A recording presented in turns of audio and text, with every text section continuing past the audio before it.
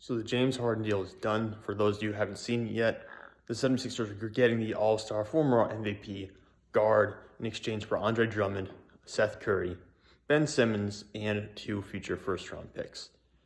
This sets Philadelphia up to be a really good contender this year, especially considering the top of the East is so close right now and no team has really separated themselves. Brooklyn, this makes sense. Apparently James Harden wanted out behind the scenes and is getting leaked in the media over the past week or so that he was not happy with Brooklyn. Of course, he wanted to go there originally. He was unhappy in Houston, basically forced his way out of Houston to go to Brooklyn last year, where he paired with Kyrie Irving and Kevin Durant looked like could be one of the most dominant big threes we've seen in recent history. And it just falls apart. Durant battling injuries, not really healthy. When he is healthy, by the way, he is still a top 5 player in the world.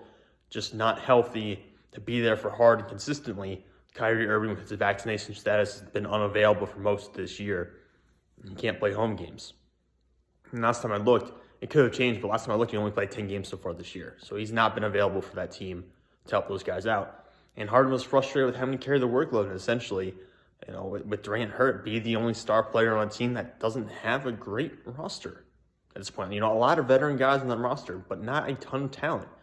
Guys who are past their prime, and losing Harris for a long time with some injuries, it just body blows to that roster and that depth chart and that rotation that eventually started making an impact. Harden was not happy there. Supposedly he wasn't happy living in Brooklyn either, just living in the general area. He wasn't happy with that as opposed to Houston.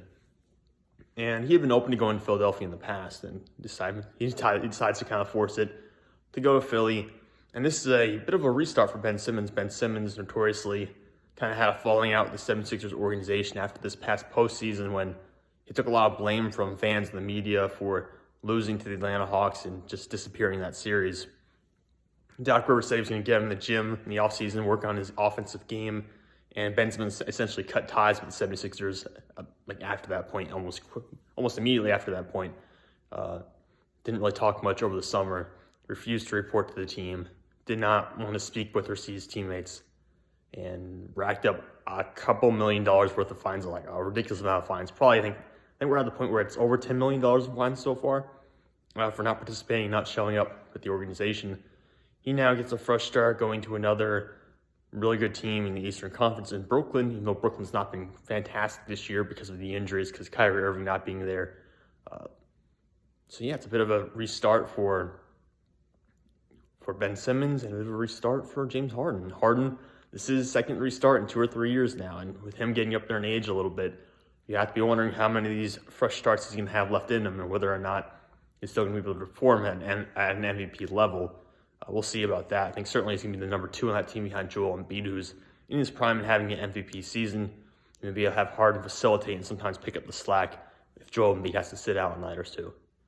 And for Ben Simmons, you now get to play alongside Kevin Durant with Steve Nash as your coach, and hopefully you're able to develop offensively. We all know he's a great defensive player, but he still has to develop an offensive game, especially from mid-range and from the three-point line. So we'll see if that's able to happen now that he's got to restart. No longer in Philadelphia. He's still going to be scrutinized heavily because of the New York media, which means he's got to develop, he's got to show something new, and has to continue to raise his game, otherwise become a bit of a forgotten piece in this story of the NBA, in this decade of the NBA.